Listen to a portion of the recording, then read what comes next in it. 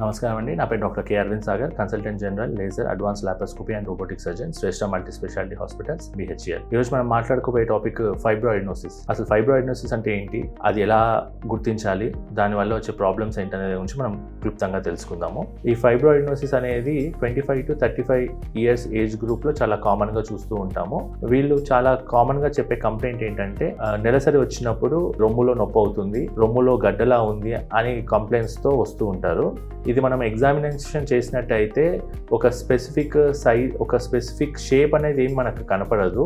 రొమ్ము అంతా హెవీగా ఉంటుంది కానీ ఒక బార్డర్స్ అనేవి ఏమి ఉండవు. జస్ట్ మైనర్ చేంజెస్ ఉండడం వల్ల ఇది మనం గడ్డని, నార్మల్ బ్రెస్ట్ని సపరేట్గా చూడలేము. ఇది హార్మోన్స్ డిపెండెంట్గా ఉంటుంది. అంటే నెలసరి వచ్చినప్పుడు నొప్పి ఎక్కువ అవ్వడము, లేదా ఈ ఫైబ్రాయిడ్నోసిస్ గడ్డలా ఎక్కువ సైజ్ అనిపించడము, ఇబ్బంది పెట్టడం అనేది జరుగుతుంది. వన్స్ పీరియడ్స్ అయిపోయిన తర్వాత నొప్పి అనేది తగ్గిపోవడం జరుగుతుంది.